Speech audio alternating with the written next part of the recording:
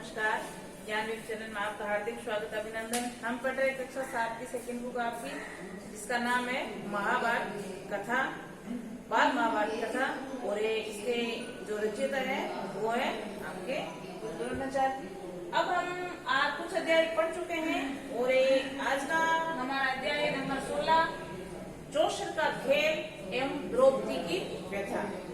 अब आपको पहले 15 अध्याय हम पढ़ चुके हैं, उसमें हमने देखा था कि जो पांडव हैं उनको हस्तिनापुर वापस लेकर आते हैं, उनको राजगाद देते हैं, वो इंद्र को अपनी राजधानी बनाकर वहाँ राज करते हैं। तो ये बातें सारी दुर्योधन को अच्छी नहीं लगती, इसलिए वो धृतराष्ट्र के द्वारा उनको बुलाकर जोशर का खेल खेलना प्रारंभ कर देते हैं। और उसके जो मामा थे उन्होंने उनको ये सलाह दी थी कि आप युद्ध की बजाय ऐसा कार्य कीजिए जिससे उनकी सारी जो संपत्ति वगैरह धन है वो आपको प्राप्त हो जाए। इसी की सलाह के कारण जोशर का खेल शुरू किया गया है। युधिष्ठिर को आमंत्रण दिया गया है, युधिष्ठिर आता है, खेल खेलता है, खेल के अंदर क्या घटनाक्रम होता है और कैसे द्रौपदी को बता होती है, ये आज हम पढ़ेंगे। तो शुरू करते हैं आज का हमारा चैप्टर, जो बाल महाभारत कथा है। रचयिता है इसके वेदव्यास जी। तो शुरू करते हैं। तो धृतराष्ट्र की बातें सुनकर विदुर पांडवों के पास गया। धृतराष्ट्र ने विदुर को भेजा है युधिष्ठिर को आमंत्रण करने के लिए। विदुर ने धृतराष्ट्र को काफी समझाने की कोशिश की थी कि ऐसा खेल ना करो, इसमें बैर बढ़ता है। लेकिन धृतराष्ट्र अपने पुत्र के स्नेह में अंधा था और इसी कारण है वो उसको रोक नहीं पाया और विदुर को भेजता है। तो विदुर वहाँ पांडवों के पास जाते हैं धृतराष्ट्र का संदेश लेकर। उनको देखकर महाराज युधिष्ठिर उठे, उसका यथोचित स्वागत सत्कार किया। जैसे ही विदुर युधिष्ठिर के पास पहुंचे हैं तो उनका आदर सत्कार वहाँ युधिष्ठिर ने किया है। विदुर आसन पर बैठते हुए शांति से बोले, हस्तिनापुर में खेल के लिए एक सभा मंडल बनाया गया है। अब वो जो सूचना देने के लिए आए थे वो सूचना प्रारंभ कर रहे हैं कि हस्तिनापुर के अंदर खेल से संबंधित, जोशर खेल से संबंधित एक मंडप बनाया गया है। और उसी मंडप पे जो तुम्हारे मंडप के सामने सुंदर है, राजा धृतराष्ट्र की ओर से देखने चलने के लिए तुम्हें लोगों को मैं न्योता देने आया हूँ। तो क्या मैं राजा धृतराष्ट्र की ओर से आप लोगों को वो मंडप देखने और जोशर खेलने का न्योता देने आया, मतलब बुलाने के लिए आया हूँ। राजा धृतराष्ट्र की इच्छा है कि सब भाई सही वहाँ आओ और इस मंडप को देखो और 2 हाथ जोशर भी खेले जाओ। तो ये बातें युधिष्ठिर को बताई गई। युधिष्ठिर ने कहा, चाचा जी जोशर का खेल अच्छा नहीं है, इससे आपस में झगड़े पैदा होते हैं, समझदार लोग इसे पसंद नहीं करते। लेकिन इस मामले में तो आप ही के आदेश अनुसार चलने वाले हैं, आपकी सलाह क्या है। युधिष्ठिर ने जो मन में शंका थी उसके बारे में बताया है कि जो जोशर का खेल है वो अच्छा नहीं है, झगड़े की जड़ है। तो अगर आप बताओ आपके अनुसार हमें क्या करना चाहिए। तो विदुर बोले, ये तो किसी से छिपा नहीं है कि जोशर का खेल हमारे अनर्थ की जड़ होता है। मैंने तो भरकम कोशिश की थी कि इसे न होने दूं, किंतु राजा ने आज्ञा दी है तुम्हें खेलने के लिए न्योता ही दे जाऊं, इसलिए आना पड़ा। अब तुम्हारी जो इच्छा है वो करो। विदुर ने अपनी बात बता दी है कि मैंने तो बहुत ही कोशिश की कि जोशर के खेल को रोक दिया जाए, लेकिन मेरी कोशिश नाकाम रहती है। और धृतराष्ट्र के कहने के बारे में आपको जोशर खेलने के लिए निमंत्रण या आमंत्रण या न्योता देने आया। राजवंशों की रीति के अनुसार किसी को भी खेल के लिए बुलावा मिल जाने पर उसे स्वीकार नहीं किया जा सकता। युधिष्ठिर कह रहे हैं कि आपको पता ही है जो राजवंश की रीति है उसके अनुसार अगर किसी ने आपको आमंत्रण किया या बुलावा भेजा है तो आप उसको स्वीकार नहीं कर सकते। इसके अलावा युधिष्ठिर को डर था कि कहीं खेल न जाने को धृतराष्ट्र अपना अपमान न समझ ले और यही बात कहीं लड़ाई का कारण न बन जाए। दूसरी उसके मन में एक शंका और थी कि अगर युधिष्ठिर ने मेरे को बुलावा भेजा है और मैं न जाऊं तो युधिष्ठिर इस बात से अपना अपमान न समझ ले और कोई झगड़े का कारण न बन जाए। इन्हीं सब विचारों से प्रेरित होकर समझदार युधिष्ठिर ने न्योता स्वीकार कर लिया। यद्यपि विदुर ने उन्हें चेता दिया था, मतलब उनको विदुर ने बता दिया था कि हो सकता है एक प्रकार की चाल हो, आप इससे सावधान रहना। युधिष्ठिर अपने परिवार के साथ हस्तिनापुर पहुंच गए। नगर के पास ही उन्हें लिए सुंदर विश्राम घर बना दिया गया, वहां ठहरकर उन्होंने आराम किया। अगले दिन सुबह नहा धोकर सभा मंडल में जा पहुंचते हैं। युधिष्ठिर हैं वो अपने भाइयों के साथ हस्तिनापुर पहुंच गए हैं और उनके रहने के लिए उचित प्रबंध कर दिया गया है और वहां वो रहकर आराम किए हैं मंडप की ओर जा रहे हैं। कुशल समाचार पूछने के बाद शकुनी जो दुर्योधन के मामा है ने कहा, युधिष्ठिर खेल के लिए चौपट बिछा हुआ है, चलिए 2 हाथ खेल लो। अब ये चाल उसी की थी, इसलिए ये युधिष्ठिर को आमंत्रण कर रहा है कि आप भी चौसर का खेल बिछा हुआ है, चौपड़े आप आइए और 2 हाथ खेल लीजिए। युधिष्ठिर बोले, राजन ये खेल ठीक नहीं है, बाजी जीत लेना साहस का काम नहीं है, जुआ खेलना धोखे देने के समान है, आप तो ये सब बातें जानते हो। युधिष्ठिर जो शकुनी थी उसको समझा रहा है कि ये जो बात आप कर रहे हो ये खेल है, ठीक नहीं लग रहा है, आप जानते ही हो, तो आप जुआ खेलना एक प्रकार का धोखा देना होता है। वे बोले, आप भी क्या कहते हैं महाराज, ये भी कोई धोखे की बात है? हाँ, ये कही कि आपको हार जाने का डर लग रहा है। उसका जो मामा है उनके शकुनी, वो उनको उकसा रहे कि ताकि वो खेलने के लिए राजी हो जाए, इसलिए वो कह रहे हैं कि महाराज आप ये क्या कह रहे हो, आपको खेलने के कारण हार का डर लगने लगता है। युधिष्ठिर कुछ गर्म होकर बोले, राजन ऐसी बात नहीं है, अगर मुझे खेलने को कहा गया है तो मैं ना नहीं करूंगा, आप कहते हैं तो मैं तैयार हूँ, मेरे साथ खेलेगा कौन? वो कह रहा है कि अगर आप इसी प्रकार चाह रहे हो खेलना ही है तो मैं तैयार हूँ, लेकिन मेरे साथ में खेलेगा कौन? तो दुर्योधन तुरंत बोल उठा, मेरी जगह खेलेंगे तो मामा, किंतु दाव लगाने के लिए जो धन रतन आदि चाहिए वो मैं दूंगा। मतलब दुर्योधन ने कहा है कि मेरी ओर से खेलेंगे तो मेरे मामा कौन है? शकुनी, और इसमें जो पैसे लगेंगे रतन लगेंगे वो मैं दूंगा। युधिष्ठिर बोले, मेरी राय ये है कि किसी एक की जगह दूसरे को नहीं खेलना चाहिए, ये खेल के साधारण नियमों के विरुद्ध है। ये कह रहे हैं कि मुझे जब तक नियमों का पता है उसमें सामने वाला वही खेले जिसको खेलना है, ये इस प्रकार के नियम के विरुद्ध लग रहा है। जैसे तू कह रहा है मामा जी खेलेंगे मेरी ओर से, तो ऐसा नियम के विरुद्ध है। अच्छा, तो अब दूसरा बहाना बना लिया। शकुनी ने हंसते हुए कहा, कह रहा है कि पहले आप हार का बहाना बना रहे थे, अब और नया बहाना बना लिया। युधिष्ठिर ने कहा, ठीक है कोई बात नहीं, मैं खेलूंगा। और खेल शुरू हुआ। सारा मंडप दर्शकों से खचाखच भरा हुआ था। द्रोण, भीम, कृप, विदुर, धृतराष्ट्र जैसे वयोवृद्ध भी उपस्थित थे। वे उसे रोक नहीं सके थे, उनके चेहरों पर उदासी छाई हुई थी। अन्य कौरव राजकुमार बड़े चाव से खेल को देख रहे थे। जो वयोवृद्ध थे जैसे भीम है, द्रोण है, धृतराष्ट्र है, उनके चेहरे पर उदासी थी कि उनको पता था कि इस प्रकार के खेल में अवश्य ही कुछ ऐसा होगा जिससे हमारे वंश का नाश हो सकता है। लेकिन जो कौरव थे वो कौरव राजकुमार इस खेल को बड़े चाव से देख रहे थे। पहले रत्नों की बाजी लगी, फिर सोने चांदी खजानों की, उसके बाद रथों और घोड़ों की। तीनों दाव युधिष्ठिर हार गए। ये जो उनका मामा था शकुनी, वो मंजावा खिलाड़ी था, लेकिन युधिष्ठिर को इस प्रकार का खेल कम आ रहा था, इसी कारण लगातार युधिष्ठिर हार रहे हैं। शकुनी का पासा मानो उनके इशारों पर चलता था। खेल में युधिष्ठिर बारी बारी से अपनी गायें, भेड़, बकरियां, दास दासियां, रथ, घोड़े, सेना, देश की प्रजा सब खो बैठे थे। लगातार बाजी लगाए जा रहे थे और हार रहे थे। इसी प्रकार उन्होंने लगभग जैसे दास दासियां, घोड़े, हाथी, सेना, देश की प्रजा तक को दाव पर लगा दिया था। भाइयों के शरीर के जो आभूषण और वस्त्र थे उनको भी बाजी में वो हारे चुके थे। और कुछ बाकी है? शकुनी ने पूछा। मतलब लगातार हार रहे, लगभग उन्होंने सब कुछ अपना खो दिया है। तो शकुनी कह रहे और भी कुछ आपके पास है क्या लगाने के लिए? तो सांवले रंग का सुंदर युग मेरा नाम नकुल खड़ा है, वही मेरा ही धन है, इसकी बाजी लगाता हूँ। चलो, युधिष्ठिर ने जोश के साथ कहा। अब युधिष्ठिर जुए के नशे में चूर है, तो उसको पता नहीं है वो किसकी और क्यों बाजी लगा रहा है। तो सब कुछ होने के बाद अपने भाइयों पर आ गया और भाई की बाजी लगा रहा है। तो सबसे पहले उसने जो सबसे छोटा था नकुल, उसकी लगाई है। सुग्रीव का, अच्छा तो ये बात है, तो ये लीजिए आपका प्यारा राजकुमार हमारा हो गया। कहते कहते सुग्रीव के पास फेंका और बाजी मार ली। उसने उसको भी अपनी ओर बाजी में जीत लिया।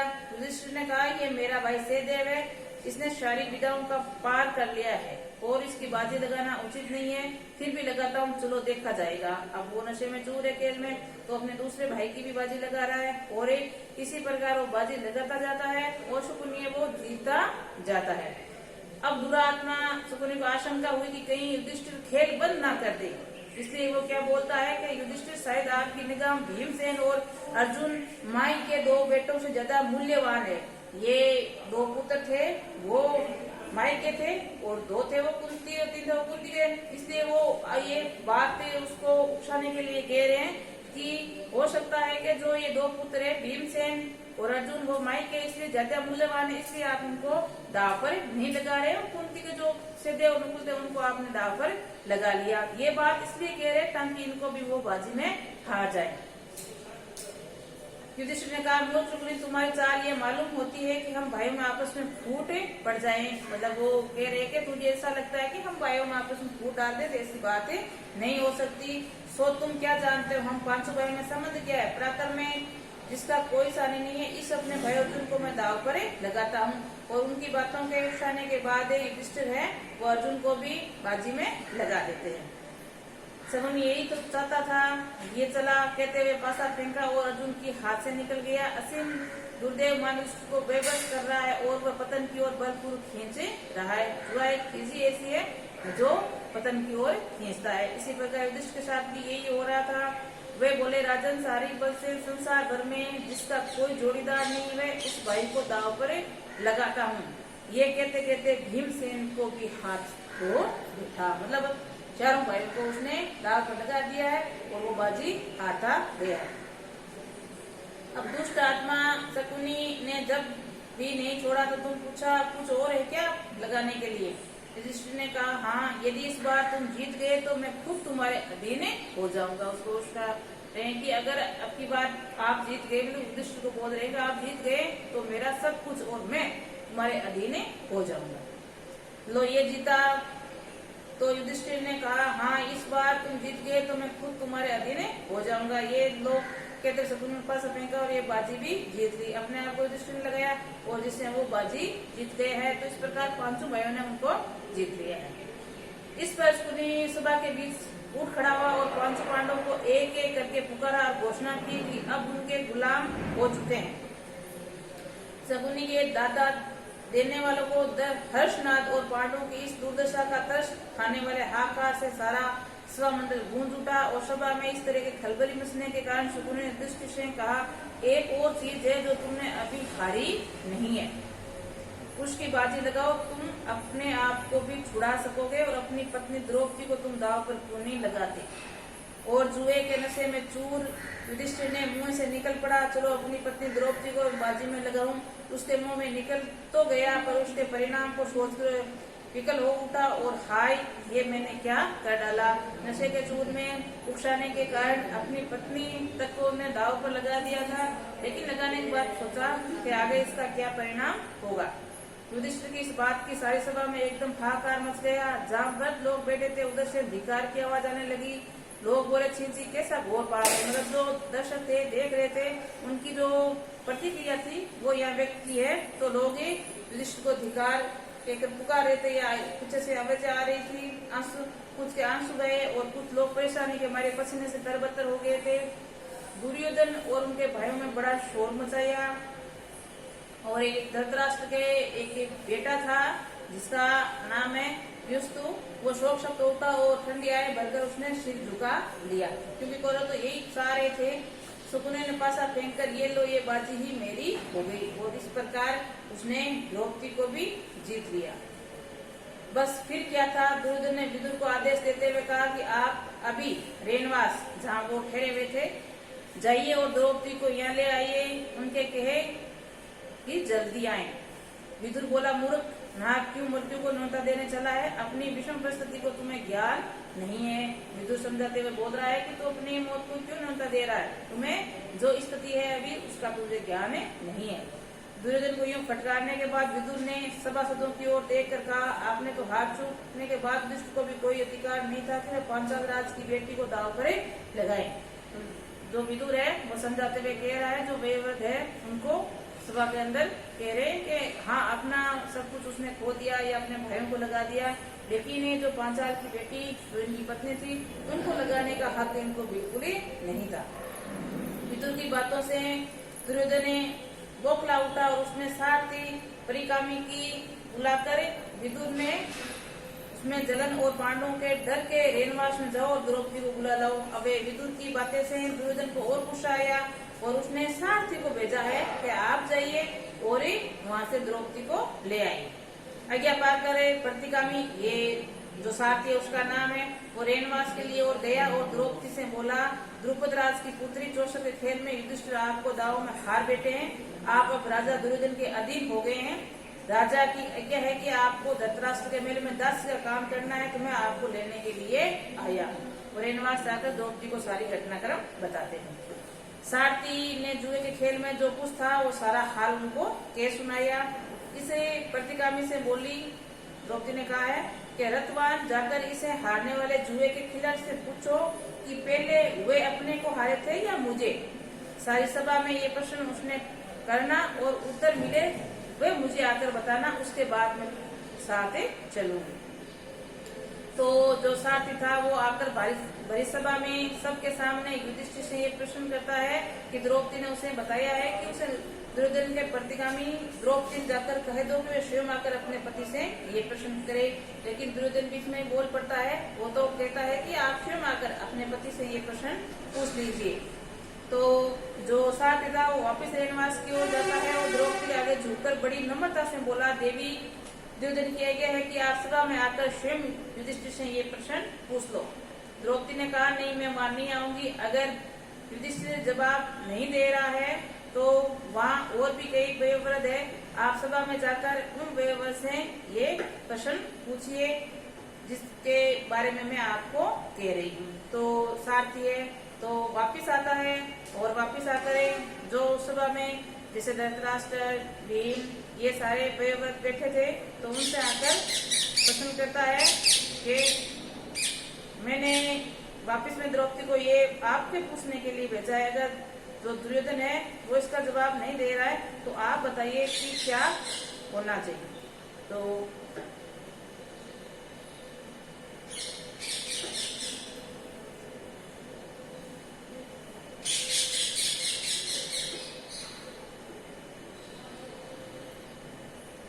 नहीं, तो द्रौपदी ने कहा नहीं मैं मानी जाऊंगी। अगर युधिष्ठिर जवाब नहीं देता सभा में सज्जनों को आप पूछे लीजिए। प्रतिगामी लौटकर ये बात उनको कहता है तो जो दुशासन है वो सारथी भीमसेन से डरता मालूम होता है, वहीं जाकर घमंडी औरत को ले आओ। लेकिन दुर्योधन को ये बात सुनकर गुस्सा आ जाता है और वो अपने भाई को उसके लाने के लिए भेजता है।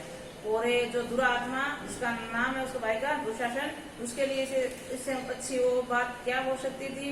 वह द्रौपदी कुंते बाल पीछे डालता है और गहने तोड़ फोड़ दिए और उसके बाद खींचकर बलपूर्वक घसीटता हुआ सभा की ओर ले आया। द्रौपदी विकल हो उठी और द्रौपदी की ऐसी दीन अवस्था देखकर धृतराष्ट्र के बेटे विकर्ण को बड़ा ही दुख हुआ। उसने नहीं रहा गया, वह बोला, उपस्थित वीरों सुनिए, चौसर के खेल में युधिष्ठिर के धोखे से बुलावा दिया गया था, वह धोखा खाकर इस जाल में फंस गए और अपनी स्त्री तक को बाजी पर लगा दिया। ये सारा कार्य न्यायोचित नहीं है। दूसरी बात यह है कि द्रौपदी अकेले ही युधिष्ठिर की पत्नी नहीं है बल्कि 5 पांडवों की पत्नी, इसलिए उसको दाव पर लगाने का अकेले युधिष्ठिर को कोई हक नहीं है। इसके अलावा खास बात यह है कि एक बार युधिष्ठिर खुद को ही दाव पर हार गए थे तो उसकी द्रौपदी की बाजी लगाने का अधिकार ही क्या है। मतलब लास्ट अपने आप को लगा चुके थे तो और लगाने की क्या आवश्यकता थी। तो मेरी एक और आपत्ति ये भी है कि ये सारा कार्य उकसाने के कारण हुआ है। लोगों ने चौसर खेल में जो नियम बना रखे थे उसके नियम के बिल्कुल विरुद्ध है। इस बातों को आधार पर सारे खेल को नियम विरुद्ध ठहराता हूँ। मेरी राय द्रौपदी नियम पूर्ण नहीं जीती गई है। नियम के अनुसार खुद दुर्योधन को खेलना चाहिए। दुर्योधन ने खेलकर दुर्योधन की ओर से के मामा जी खेल रहे थे, ये नियम के विरुद्ध दूसरा उकसाया गया था इसके कारण और उसको धोखे से न्योता देकर यहाँ बुलाया गया है। तो ये कह रहे हैं कि ये सारी जो जीत गई है ये नियम पूर्ण नहीं है, इसलिए मैं द्रौपदी को जिसने यहाँ सारा जो राजपाट जीता वो जीता हुआ नहीं मानता। युग विकरण के भाषण से उपस्थित लोगों के विवेक भरम का पर्दा हट गया और सुबह में बड़ा कोलाहल मच गया। ये देखकर कर्ण उठ खड़ा हुआ और क्रुद्ध होकर बोला, विकर्ण अभी तुम बच्चे हो, सुबह में इतने बड़े बूढ़े बैठे हैं, तुम्हें कैसे बोल पड़े? तुम्हें यहाँ बोलने के लिए विग्रह करने की कोई अधिकार नहीं है। ये देखकर दुशासन द्रौपदी के पास गया और उसका वस्त्र पकड़कर खींचने लगा। जो वे खींचता त्यों वस्त्र बढ़ता गया। अंत में खींचते खींचते दुशासन की दोनों भुजाएं थक गई। हाँफता हुआ थकान से चूर होकर बैठ गया। सभा के लोगों में कपकपी सी फैल गई और धीमे स्वर में बातें होने लगी। इतने भीमसेन उठा, उसके होठ मारे क्रोध से फड़क रहे थे। ऊंचे स्वर में उसने भयानक प्रतिज्ञा की, उपस्थित सज्जनों में शपथ खाकर कहता हूँ कि जब तक भारत वंश का बट्टा लगाने वाला दुरात्मा दुशासन की छाती न चीर दूं, तब तक इस संसार को छोड़कर नहीं जाऊंगा। भीमसेन की इस प्रतिज्ञा से सुनकर उपस्थित लोग वो हृदय में भय के मारे वो थर्रा उठे। इन सब लक्षणों से धृतराष्ट्र ने समझ लिया कि अब ठीक नहीं हुआ है। उन्होंने अनुभव किया कि जो कुछ हुआ उसका परिणाम शुभ नहीं होगा। ये उनके पुत्रों और कुल का विनाश का कारण बन जाएगा। उन्होंने परिस्थिति को संभालने के इरादे से द्रौपदी को बड़े प्रेम के साथ बुलाया और शांत किया, शतावना दी। उनके बाद में वे युधिष्ठिर की ओर मुड़कर बोले, युधिष्ठिर तुम तो अजातशत्रु हो, जिसको कोई हरा ना सके, उसको बोलते हैं। तो उदार हृदय के भी हो, दुर्योधन की इस कुचाल को क्षमा करो और इन बातों को मन में निकाल दो और भूल जाओ। अपना राज्य लो, संपत्ति के साथ जाओ और इंद्रप्रस्थ जाकर सुखपूर्ण वहां राज्य करो। धृतराष्ट्र की इन मीठी बातों को सुनकर पांडवों के दिल शांत हो गए और यथोचित अभिवादन के उपरांत द्रौपदी और कुंती सहित सब पांडव इंद्रप्रस्थ के लिए विदा हो गए। पांडवों को विदा हो जाने के बाद कौरवों में बड़ी हलचल मच गई और पांडव इस प्रकार अपने पंजों से साफ निकल जाने के कारण कौरवों का बड़ा क्रोध प्रदर्शन करने लगे और दुशासन का शकुनी के उकसाने पर दुर्योधन पुनः अपने पिता धृतराष्ट्र के सिर पर सवार हो गया और पांडवों खेलने के लिए एक बार फिर से बुलाने के लिए राजी कर लिया गया। युधिष्ठिर को खेलने के लिए बुलाने के फिर दूत भेजा गया। पिछली घटना का दुखी होते हुए युधिष्ठिर ने ये आमंत्रण स्वीकार करना पड़ा और युधिष्ठिर हस्तिनापुर लौटे और शकुनी के साथ फिर चौपड़ खेला गया। इस बार खेल में ये शर्त रखी गई कि हरा हुआ दल अपने भाइयों के साथ 12 वर्ष तक वनवास करेगा और उसके उपरांत वे 1 वर्ष अज्ञातवास में रहेगा। यदि 1 वर्ष में उनका पता चल जाएगा जो अज्ञातवास भोग रहे उसमें, तो उनको 12 वर्ष का फिर से वनवास भोगना पड़ेगा। ये शर्त रख दी गई थी जब दूसरी बार खेलना शुरू किया तब। इस बार युधिष्ठिर हार गए और पांडवों अपने किए वादे के अनुसार वन में चले गए। तो ये तो था चौसठ का खेल, जिसमें द्रौपदी की कथा आपको देखने को या पढ़ने को मिली। तो आज के लिए इतना ही।